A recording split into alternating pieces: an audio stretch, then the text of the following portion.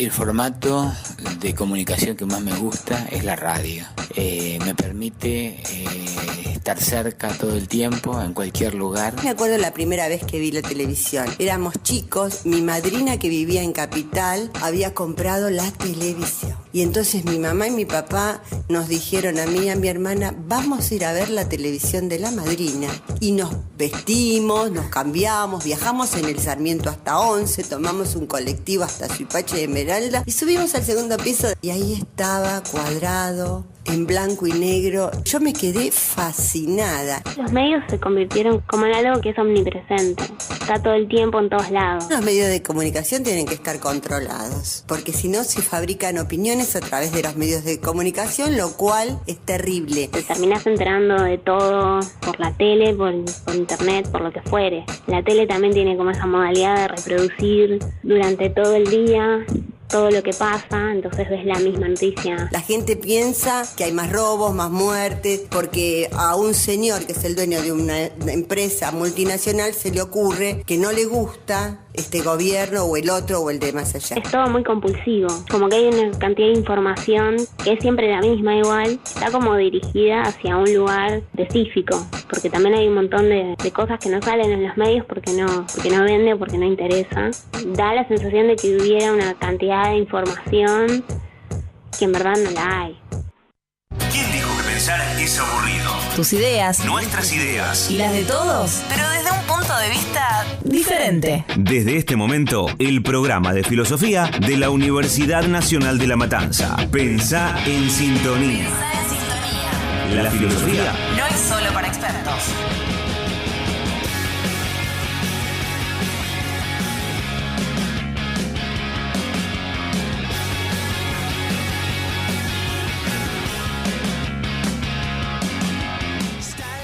Bueno, muy buenos sábados, ¿cómo están, chicos?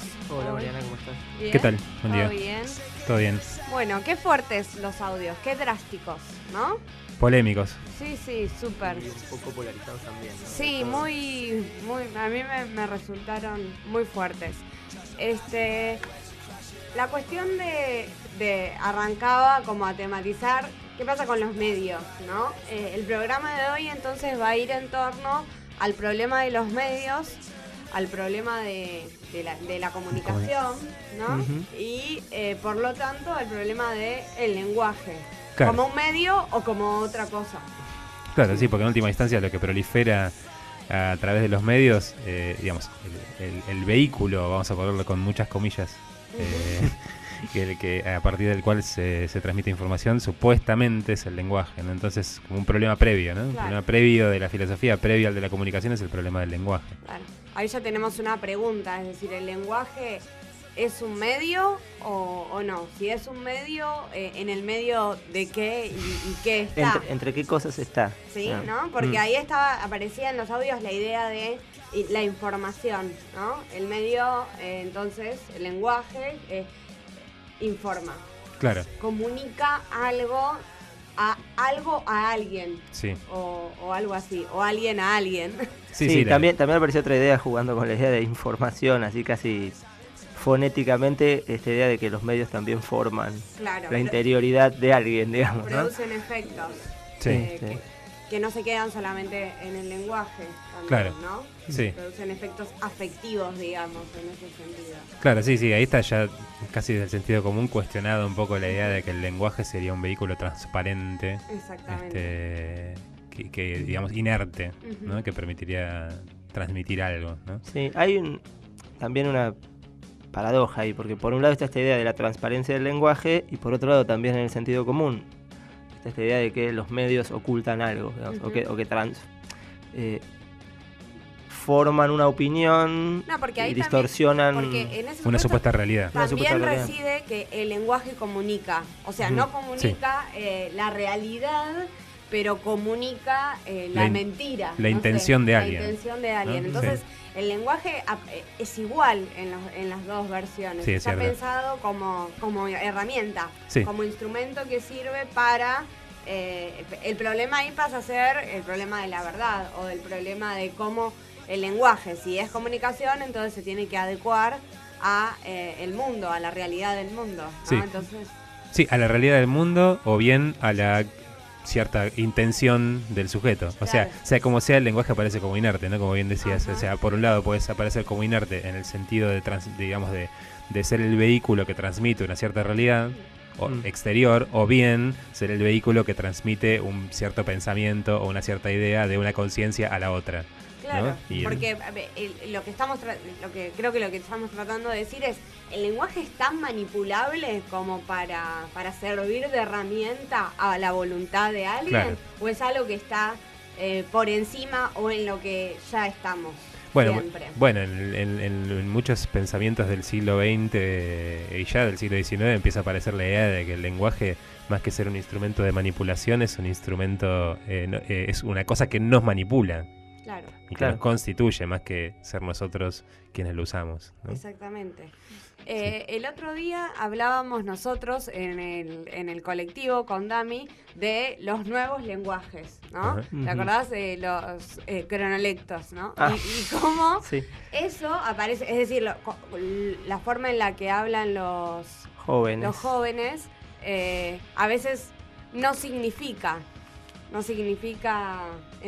para nosotros, para los que no entendemos las palabras que están diciendo.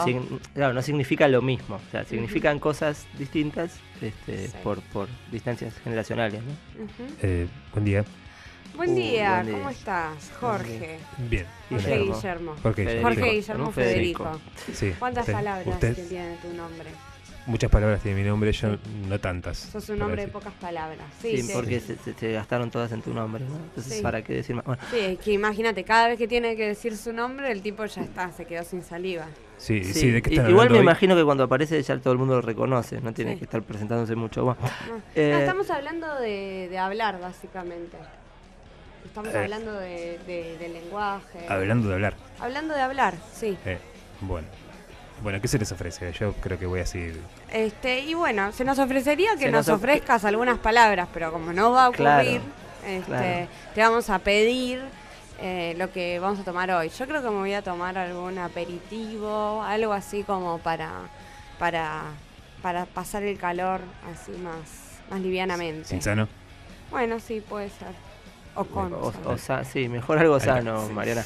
El caballero que se le ofrece. Y bueno, que sean 2 entonces. Bueno. O Bueno, 3, y- le pedimos Sí, en- te pedimos para Rafa. Para también. Rafa también. En un rato les pregunto de vuelta sobre esto de Dale. hablar acerca de hablar, porque no entendí mucho. Bueno, perfecto, Hasta luego. dale. Hasta luego. Chao. Chao. Qué Por tipo, Dios. por favor. Sí. Bueno, no sé, Rafa, te pedimos un sinsano, no sé si Sí, querías. la verdad que lo queríamos evacuar rápido porque genera incomodidad, ¿no? De tan Sí. Suena parco que... suena un Sí, poco veo. escatológico para Sí, con el veo mozo que que- lo querramos evacuar, pero Sí, Sí, veo, bueno. veo que no me esperaron para pedir, pero está bien, el sinsano está bien. Está Sí, bien, sí. sí. Había un 3x1. claro. Bueno, nosotros tenemos una anécdota Sí, teníamos una bastante anécdota para bastante particular, bastante fundamental para Sí. dentro de nuestra cultura, ¿no? Para pensar este problema. Sí. La de la Torre de Babel, Ujú, claro. ¿no? ¿Se acuerdan la anécdota de la Torre de Babel, ¿no? La anécdota bíblica, ¿no? Según la cual en el Génesis, ¿no? Ujú. Está la Torre de Babel, que habla de una tribu, ¿no? Que quiso construir una torre enorme, que llegaba hasta el cielo, y para imponer, entre otras cosas, su lengua, ¿no? Ujú. Su lengua. Claro, se a ve que to- querrían a través de esa torre demostrar el poderío poder, o algo así. la soberbia de los hombres, ¿no? Exactamente. Y frente a esto, Yahvé, ¿no? El Dios del Antiguo Testamento, destruye justamente esa torre al grito del Babel, ¿no? Babel que de manera confusa significa algo así como confusión, ¿no? Y justamente el castigo que les impone a los hombres por esa soberbia es la confusión entre las lenguas, ¿no? Dice, y Yahvé hizo que las lenguas proliferen y se confundan las lenguas entre sí, digamos, ¿no? Que surja la multiplicidad de las lenguas, básicamente, ¿no? Claro, Lo que, y que eso dificulte la comunicación entre esos hombres que tenían que comunicarse, evidentemente, para construir algo juntos. claro, a partir de ese momento Yahvé les impone la confusión entre los lenguajes de los hombres y por ende la tarea infinita de traducir. Claro, y- instala el problema de la traducción, digamos. Ujú, claro.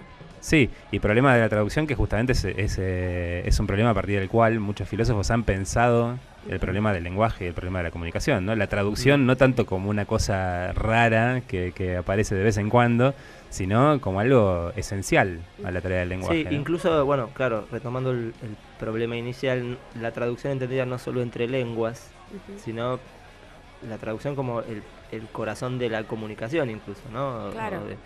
El lenguaje traduce el mundo, traduce las Convierte emociones. el mundo en signos. Claro. En ese sentido, como que Claro. lo traduce o tal vez convierte las propias afecciones en signos que tienen que significar a su vez para otros. Sí, esta cosa que sentimos muchas veces de que el lenguaje que tenemos disponible no se adapta del todo a aquello que queremos comunicar. Exactamente. ¿No? Sobre todo cuando uno quiere comunicar sentimientos, Sí. ¿no? Sentimientos o ideas o cualquier cosa Sí. en general, ¿no? Esta particularidad que tiene el lenguaje de tener, digamos, el malentendido como algo casi esencial al lenguaje, no como un accidente del lenguaje. Imposible de... o sea, Dios cumplió con su objetivo. Claro, claramente ahí... Bueno, si no lo cumplía él, ¿quién? Claro, si él no podía... Sí, pero claro, claramente ahí aparece también interesante cómo la religión, también con sus figuras y con sus alegorías y sus parábolas, también piensa, Sí. ¿no? Sí, los religiosos también piensan. No, claro, quiere decir, la religión a veces aparece como algo dogmático, Sí. ¿no? Y demás, ¿no? Es justamente algo que nosotros hablábamos la vez pasada, hace unos cuantos programas, cuando hablábamos del tema de la religión con Alejandro. Bueno, aparecía esta idea, ¿no? Que nos traía nuestro compañero Alejandro, de la religión también como una forma de pensamiento. Claro. ¿no? Y bueno, y acá el problema del lenguaje y el problema... Esa anécdota es fundante para pensar el problema de Claro, y no del solo... lenguaje. Y el problema del lenguaje pensado de manera mucho más compleja que como lo pensamos a veces cuando creemos que el lenguaje es un vehículo transparente. Yo sabés que me acordaba cuando pensaba esto de ese experimento hippie que fue el Esperanto, que no funcionó. Que era como un retorno a Babel, ¿no? Bueno, antes de Babel. Claro, otra idea soberbia de los hombres, ¿no? De querer como... Me pregunto cuál era el objeto, o el objeto aparentemente sería que todos habláramos la misma lengua, ¿no? Sí. Y no conozco los fundamentos lingüísticos de esos intentos, ni nunca leí nada al respecto. No. Pero es algo que evidentemente no funcionó. No prosperó, No al sé menos... por qué no prosperó, si porque nadie se lo tomó muy en serio o porque es imposible que prospere algo así. No, aparte... ¿Qué lenguaje, cómo se construiría ese lenguaje? Es que es el intento de construir conscientemente un lenguaje, justamente va en contra de lo que es el lenguaje, que parece ser De más la bien... movilidad del lenguaje. Claro, y que parece el lenguaje más bien surge, no es que alguien inventa el Lo piensa lenguaje. desde antes. Sí, ¿no? pero también se apoya en otro rasgo del lenguaje que es su convencionalidad. Entonces, tal vez era un intento de crear una convención absolutamente universal. Igual era tratar de resolver algo que tal vez sea lo más rico del problema de la traducción, que es cómo se cruzan o se encuentran mundos distintos cuando uno traduce, ¿no? O sea, trata de ver un mundo que es el lenguaje del otro, o que está expresado en el lenguaje del otro a través del propio, o acercarlo al propio, y bueno, y allí me parece que está la riqueza del problema. Ahí surgen las interferencias, sí. Bueno, entonces nos vamos a una tanda con la promesa de resolver no sino cualquier otro problema. Bueno. Si Mahoma no va a la montaña, fija que baje ese. Pensá en sintonía. Pensá en sintonía. La filosofía no es solo para expertos.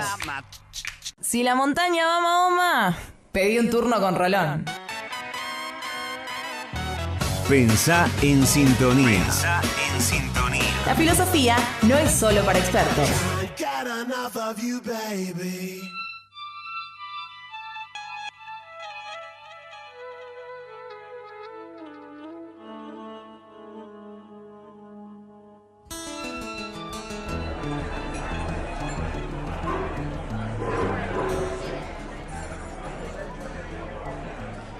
Bueno, el segundo bloque entonces nos habíamos quedado un poco tecleando con el tema de la traducción, ¿no? Sí. Si es posible, si no es posible la traducción. Sí, sí, muchos filósofos han reflexionado acerca de esto. Walter Benjamin, por ejemplo, tiene un texto que se llama La tarea del traductor, en donde hablaba de algo así como una lengua originaria a la cual el traductor se elevaría, digamos, retornaría. ¿no? Sí, que en realidad yo lo pensaba, digamos, más saliendo de los términos por ahí más casi místicos en los que lo menciona Benjamin, en el tema del sentido, ¿no? De la relación entre digamos, entre las proposiciones, entre las frases que uno dice y el sentido de lo que uno dice, ¿no? Que siempre es algo como que se nos escapa, ¿no? Siempre uno puede decir el sentido de lo que dice, pero para decir el sentido de lo que dice tiene que usar otras palabras que a su vez tienen un sentido. Claro, sí, es imposible reponer el sentido. Claro, sí, hay una paradoja ahí en la relación entre la frase, la proposición y el sentido, que es como una regresión infinita, ¿no? Como que, bueno, siempre... Entonces la propuesta de Benjamin sería como retraerse a un mundo de los puros sentidos. Al mundo del sentido, si uno quiere, si se quiere, ¿no? Después está otro texto famoso de Paul Ricoeur sobre la traducción, ¿no? En donde también señala digamos, el lugar ambiguo del traductor, ¿no? Digamos, el lugar no ambiguo, sino como paradójico, ¿no? Sirviendo a dos amos, decía Ricoeur, ¿no? Por un lado, la lengua de origen, que se resiste a ser traducida, ¿no? Y por el otro lado, la lengua de llegada, digamos, ¿no? A la cual está traduciendo, ¿no? Que bueno, que también se resiste a ofrecerle hospitalidad a ese extranjero, digamos, ¿no? A ese sentido que estaría en la otra lengua. Entonces, bueno, el traductor estaría ahí haciendo... En tensión entre dos. Claro, entre esos dos polos, ¿no? Y bueno, y en una tarea que si uno se la plantea con el objetivo, digamos, idealista, si se quiere, de la traducción perfecta, y bueno, es imposible la traducción perfecta. Básicamente la traducción no puede sino fracasar, digamos, en algún punto, digamos, ¿no? Entonces, siempre es una tarea a recomenzar, infinita. Sí, es como que el problema del traductor no sería tanto acceder al sentido que está buscando, sino saber qué está dispuesto a perder. Claro. Es lo que no va a lograr. Sí. Sí, y después, bueno, estaba el problema... Como decíamos antes, eso es pensable para todo el lenguaje, ¿no? No solamente para la traducción de un idioma a otro. Claro.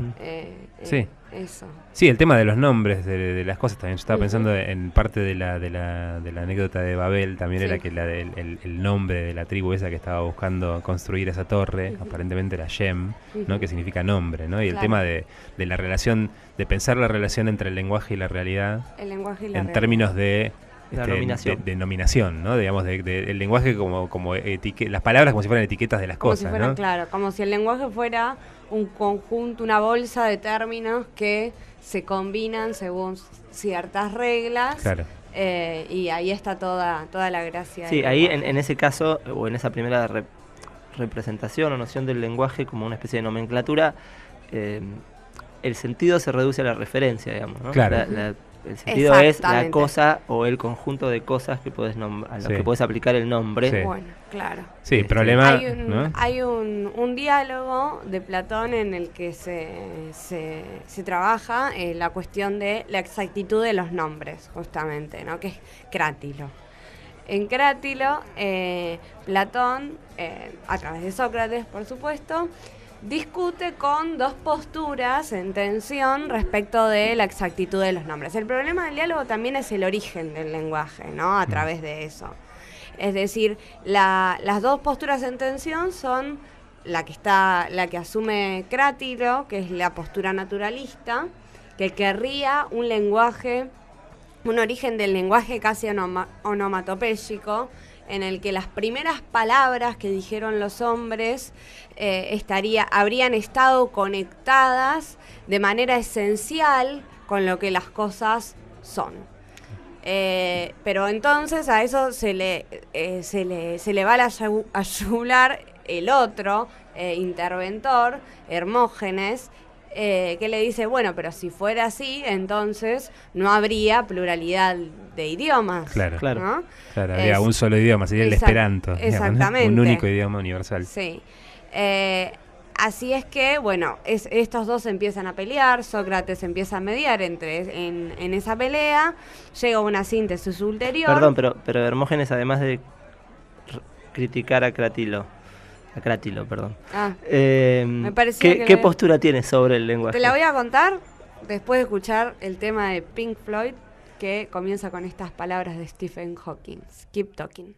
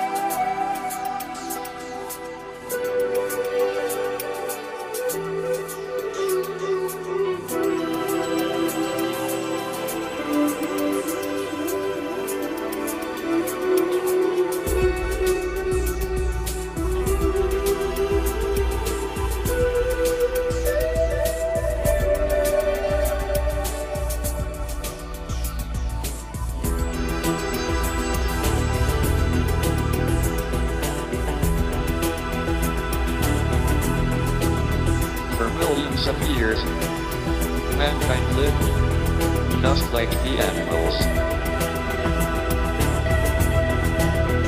Then something happened, which unleashed the power of our imagination.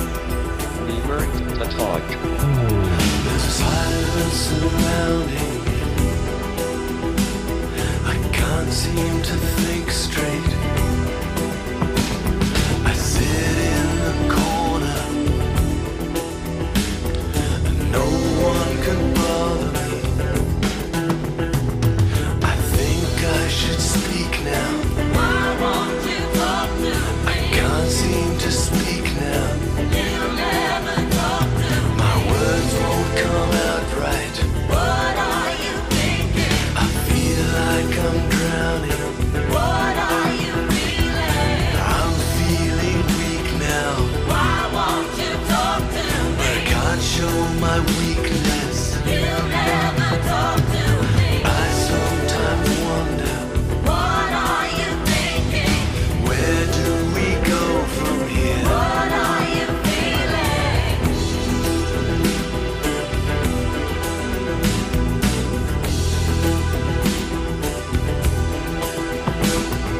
It doesn't have to be like this.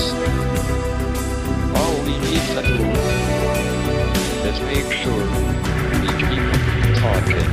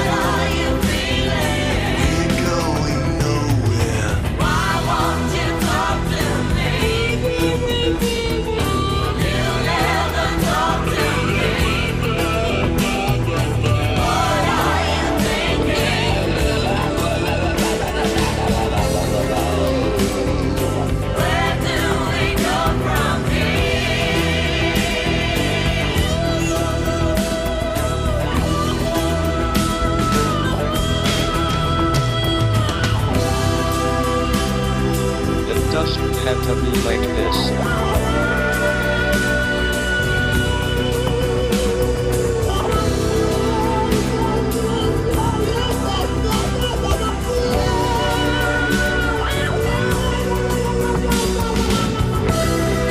All we need to do is make sure we keep talking.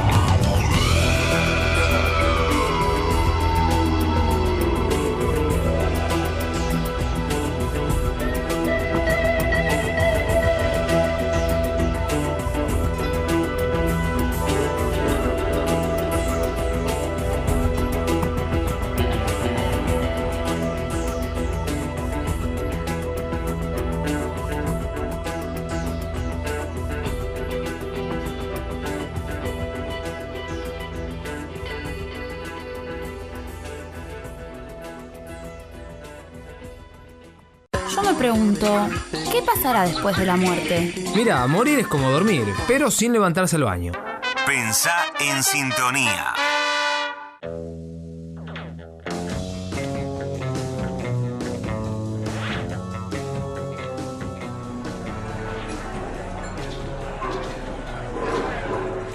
Bueno, entonces vamos a concluir lo que habíamos empezado a contar el bloque anterior.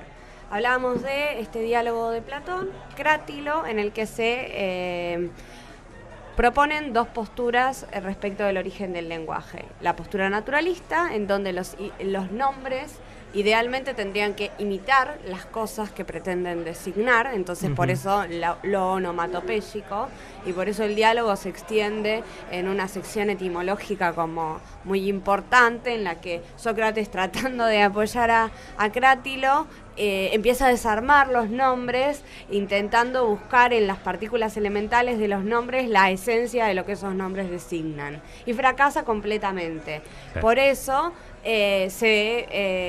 termina aceptando la postura de Hermógenes, que es la postura convencionalista, en la que se supone que el lenguaje en realidad, o los términos, porque no está planteado como lenguaje, sino como conjunto de nombres, son un acuerdo que hace una población con el fin de comunicarse. Y eso explica el hecho de que haya distintas lenguas, ¿no? Ahora, en el medio hay todo un desarrollo que Sócrates hace respecto de cómo tendrían que ser los nombres, y aparece la famosa figura del demiurgo, ¿no? Que es el que para Platón hace las ideas, ¿no? Sí, como una especie de dios. Una especie de divinidad que supera al resto de las divinidades griegas, claro, ¿no? Es una divinidad creadora, exactamente. Sí. Por eso es raro, ¿no? Ya esa figura. Sí. Este demiurgo, entonces, sería, para Sócrates, el que debería controlar lo que hace el legislador, el que pone los nombres. Entonces se tendría que estar ahí fijándose si el nombre que se puso a la cosa que se acordó para la cosa. El nombre que se acordó para la cosa. Exacto, perdón, que se acordó para la cosa corresponde a la esencia de la cosa, a lo que la cosa es, claro, ¿no? Sí, sí. Entonces ahí tendríamos un buen lenguaje, un lenguaje que transmitiera, que amén de ser convencional, transmitiera lo que las cosas son. La esencia de las cosas. Y posibilitaría la traducción vía la idea, digamos, ¿no? Como y entonces, la idea es la misma. Claro, entonces el lenguaje serviría para comunicar las ideas. Ahora, ese lenguaje no existe. Platón sabe, termina el diálogo diciendo que el lenguaje en realidad no es el mejor medio para comunicar la verdad. Es un medio sensible, por lo tanto es un medio imperfecto. Claro, entonces, pero es lo que tenemos. Sí. Es lo que hay. Sí, eso es interesante, como en general en sus comienzos la filosofía pensó el lenguaje en términos de su relación con la realidad, ¿no? Fiel a esa doctrina clásica de la verdad, también de la verdad como correspondencia. Sí. En el siglo XX, ya no pegando un salto mortal, el lenguaje empezó a ser, después de muchas muchos olvidos, digamos, ¿no? Paulatinamente esto que Platón destacaba tanto, que Aristóteles también Exacto. ha destacado, lo del problema de la polisemia, del lenguaje y demás, a lo largo de su historia la filosofía lo olvidó un poco, ¿no? Y empezó a pensar siempre más en términos de la relación entre el pensamiento y el ser, olvidando el lenguaje, ¿no? Sí. Y la filosofía justamente atraviesa en el siglo XX, ¿no? Todo un vuelco. Es como que la supuesta transparencia del lenguaje lo hizo invisible. Claro, sí. Sí, fines del siglo XIX, fines del siglo y principios del XX, ¿no? Empieza todo un movimiento que se dio a conocer como giro lingüístico, ¿no? En donde el lenguaje vuelve a ocupar, ¿no? un rol fundamental para el pensamiento, ¿no? Que uno podría decir que ya los románticos algo de esto entrevieron, adelantaron, ¿no? Y donde parece ya no tanto el lenguaje como relación con la realidad, sino en sí mismo, ¿no? Como objeto de estudio, y como el lenguaje que conforma la realidad, que conforma el pensamiento, ¿no? Exacto, sí. Y ahí en ese sentido hay digamos, toda la filosofía contemporánea uno la podría rastrear a partir de ese momento clave de... Sí, en las tres grandes tradiciones de pensamientos contemporáneos, ¿no? En la tradición anglosajona a través de la filosofía analítica, la tradición alemana a partir de lo que se conocía como hermenéutica, ¿no? Tema que nosotros acá en el curso de ingreso cuesta a veces bastante explicar. Y eso que solo tenemos un concepto de hermenéutica. Sí. Y después la tradición francesa el estructuralismo, ¿no? Como justamente pensaba en Saussure, ¿no? A raíz del estructuralismo, en Saussure, en esta idea de, lejos de buscar la relación de priorizar la relación de referencia, ¿no? Lo que determina los significados, es la convención. Pero sobre todo estoy pensando en es el término... la relación arbitraria entre el significado y el significante, como la huella anémica y el sonido. Sí, no, el sonido y la idea de la lengua como sistema de diferencias. Exacto. Eso, ¿no? Estaba pensando más en eso, que en definitiva es el lenguaje, digamos, las palabras cómo se relacionan entre sí mismas. Ese es el valor del signo, tiene que ver con ser un valor diferencial. Claro, cada una es porque no es ninguna de las otras. Exactamente. Sí, eso Saussure entonces como representante del estructuralismo está bien. Habíamos pensado en Gadamer como un representante de la hermenéutica, que también trabajó el tema del lenguaje desde una crítica, obviamente, a el concepto tradicional de referencialidad o a la idea aristotélica de el hombre como un animal que habla o que piensa, ¿no? De hecho, era lo que estabas diciendo vos recién. Sí. La tradición fue priorizando uno u otro de los significados de la palabra griega logos, que es la que usa Aristóteles para definir al hombre en una de sus definiciones clásicas. La otra que es la de animal político, ¿no? Pero también son logón. Animal que habla. Sí, no, y en relación a lo de Jaspers, justamente iba a hablar de Jaspers brevemente, lo de Gadamer, teníamos justamente un texto de Jaspers que también nos resulta muy complicado de explicar en el curso de ingreso, que postula que todo conocimiento es interpretación, justamente, el tema del lenguaje como interpretación, ¿no? Pero bueno, vamos a un tema y después abordamos este problema de la interpretación. Ahora con un tema nacional de Los Rodríguez, palabras más, palabras menos.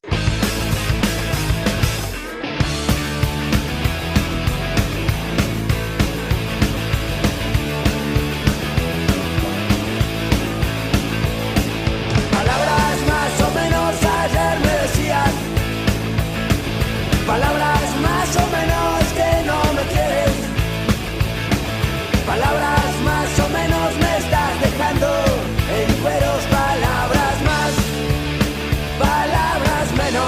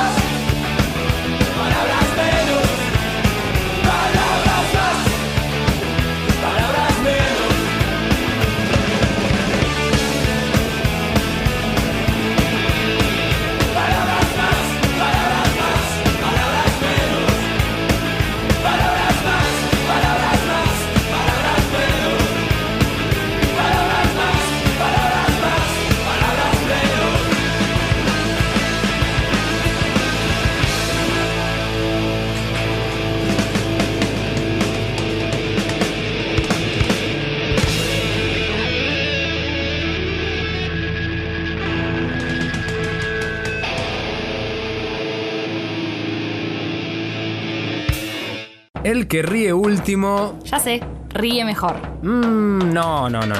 En realidad piensa más despacio. Pensá en sintonía. Pensá en sintonía. Maravilloso pensar por nosotros mismos. Tú lo has dicho, manita. Están viendo Fox. Estamos viendo Fox.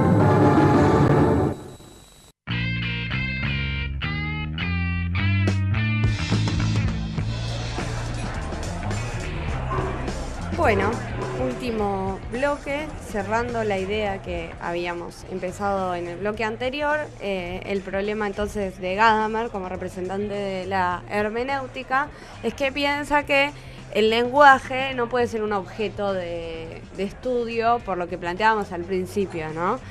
Aparece como algo que no puede ser pensado porque está ya siempre antes de la posibilidad de decirlo o de pensarlo. Claro, ¿no? es anterior. Exactamente. El lenguaje es anterior. No se puede tener conciencia del lenguaje, es la idea, Claro, ¿no? sí. Porque el lenguaje está por encima de la conciencia o estructura la conciencia. Claro, sí. Entonces no se puede reflexionar sobre el lenguaje, porque es como un círculo. Claro. No hermenéutico. Sí, ahí justamente me acordaba. Ahora, hoy justo no lo tenemos a Augusto, nuestro psicoanalista, ¿no? Pero bueno, está el pensamiento de Lacan, ¿no? Sí. Que justamente tiene una frase famosa, una tesis famosa, que es que el inconsciente está estructurado como un lenguaje. Claro. ¿No? Y que justamente el sujeto se estructura a partir de las palabras del otro.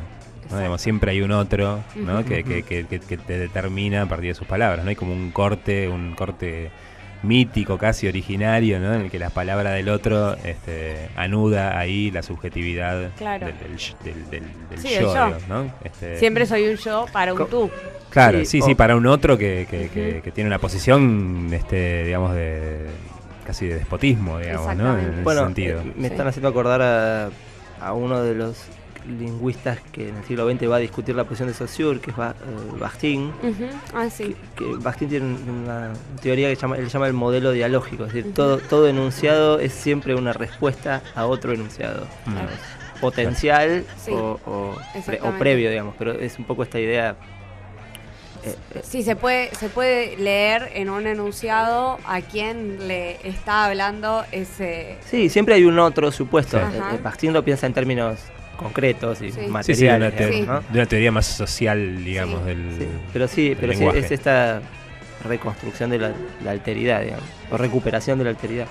Sí, y en ese sentido, en el tema del lenguaje como estructurador del pensamiento, en su crítica radical a toda la historia de la filosofía occidental, está también la frase famosa de Nietzsche, que es que vamos a seguir creyendo en Dios mientras creamos en la gramática, ¿no? Porque, bueno, ahí está toda la idea de Nietzsche de que en realidad el lenguaje estructura el pensamiento y estructura el pensamiento como metáfora, digamos, ¿no? Es decir, como digamos, todas las grandes verdades de la metafísica no serían más que engaños que produce el lenguaje, ¿no? La idea de causalidad, la idea de fundamento, la idea de sujeto, ¿no? Digamos, son todas cuestiones que están en la estructura del lenguaje y que la filosofía las interpretó como estructuras esenciales de la realidad. Como que las hipostasió. Exacto. Claro. Algo que es en realidad una estructura del lenguaje, la filosofía siempre lo pensó por no reflexionar acerca del lenguaje. Se cree que eso existe. Claro. Por estar pegado a su transparencia, quizás, lo puso como una entidad en sí. Exacto. Sí, en ese sentido, digamos, relacionado con esta idea de Nietzsche, me parece a mí, aunque no explícitamente, pero me parece a mí que relacionado con esta idea de Nietzsche está una serie de obras en realidad de un escritor que ya hemos mencionado alguna vez, que es William Burroughs, ¿no? Que se me ocurrió traer para mirar lo que te traje, un libro de William Burroughs, que es un escritor norteamericano de los años 50, 60 y en adelante, padrino de la generación Beat.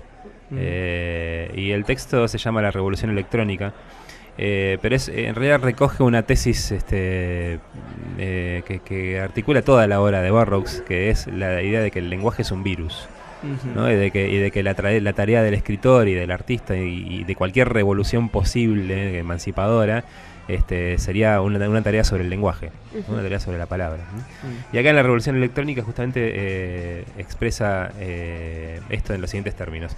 Dice: mi teoría fundamental es que la palabra escrita fue literalmente un virus que hizo posible la palabra hablada. La palabra no ha sido reconocida como un virus porque alcanzó un estado de simbiosis estable con el huésped. Sí, es decir, que sería como un virus que entró en el ser humano y bueno, que no nos dimos cuenta, digamos, ¿no? Y que nos constituyó hasta tal punto y que directamente no fuimos conscientes, digamos, ¿no? Esto que parece que en los años 70, Burroughs lo decía, parecía un delirio. Claro. Si uno lo piensa en relación a los virus que circulan por internet y demás, que no son otra cosa más que virus del lenguaje, del lenguaje, códigos, fragmentos de código para que desarticulan totalmente un sistema operativo. Bueno, ahí puede empezar a ver que Burroughs no estaba tan lejos, digamos, de ciertas... Que desarticulan un sistema sin que el sistema lo sepa, digamos. Claro. El sistema sigue funcionando. Claro, entonces la apuesta de Burroughs, yo por eso digo que va uno lo puede poner en sintonía con lo que pensaba Nietzsche, ¿no? Esto de desestructurar la gramática. Sí, bueno, estaba pensando, vos decías esto y me acordaba de como parafrasear la otra famosa frase de Nietzsche, la de la muerte de Dios, o sea, que para matar a Dios habría que infectarlo.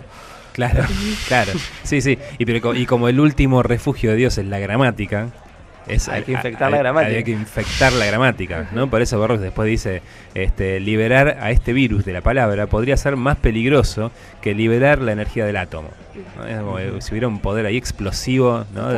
Y bueno, después en este libro, que lo recomiendo, es un libro muy, muy divertido, casi como una especie de terrorismo del lenguaje, en donde Burroughs, digamos, explica unos métodos muy, muy delirantes acerca del uso de grabaciones en situaciones, públicas para desatar disturbios y qué sé yo, a partir de meras grabaciones que si se reproducen, fusionando, por ejemplo, un discurso de un político con ruidos de actos sexuales y después meterle otra serie de sonidos, de palabras. Estaba inventando el videoclip. Bueno. Sí, de hecho él tiene un método para escritura que él llamó cut up, que es como cortar, ¿no? Y que es, él dice que es la idea de introducir el montaje cinematográfico en la escritura, ¿no? ¿Qué hacía con el cut-up? Él escribía por ahí unos textos literarios. Claro, no existían los procesadores de texto todavía. No, claro. Y después, ¿cuál era el procedimiento?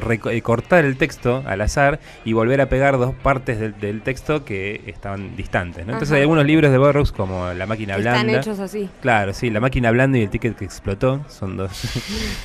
Esos son los títulos de las novelas. El ticket que explotó es un título. Está escrito con este método y son novelas bastante difíciles de leer, como se imaginarán.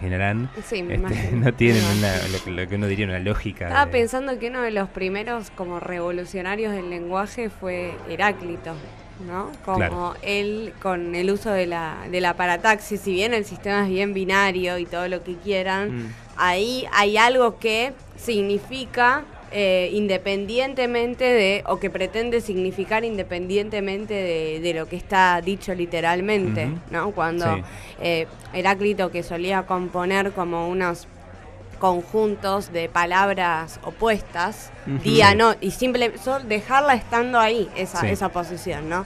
Día-noche, en pos de, por supuesto, comunicar una doctrina o una idea respecto de lo que era el cosmos. Sí, ¿no? El logos que gobierna el mundo. Sí, y una composición que también buscaba romper lo que para Heráclito era un error, pero que él entendía que era como una especie de sentido común en sus contemporáneos, digamos, ¿no? Los que estaban dormidos y había que despertarlos, ¿sí? Diciéndole este tipo de cosas. Así que, sí. Sí, incluso, ya que fuimos a la filosofía antigua, uno podría pensar que incluso Platón, en sus primeros diálogos, los diálogos llamados socráticos, los diálogos aporéticos, en donde nunca se llegaba a una resolución del problema que se había tratado, ya indirectamente, pero digamos en acto, estaba problematizando el tema de la comunicación, ¿no? Digamos, uno podría decir, esos diálogos en realidad podrían ser considerados como todos los problemas que hacen que el diálogo es imposible. Ese malestar entre los interlocutores. Claro, sí.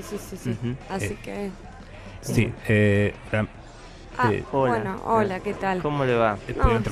Estábamos pensando en recomendarte un terapeuta, o si no, para que puedas liberar un poco todo eso que seguramente tenés. Yo lo que les iría recomendando es que paguen. No, eso es otra la cuenta, harina de otro costal. Yo acá ya les traje la cuenta. Bueno, la cuenta No. puede llegar a explotar como Sí, el sí, tiquete de sí, sí, barro. claro. Sin embargo, vos no podrías irte sin leer este artículo de Freud que Hacemos se llama una La cosa, negación. ¿por qué vos no vas leyendo esto? Claro, y nosotros nosotros mientras vemos vamos si buscando la encontramos el plata. ticket de barro. Así que ponelo al ¿Qué? Dale. Bueno, vamos, chau, chau. vámonos, chau, chau.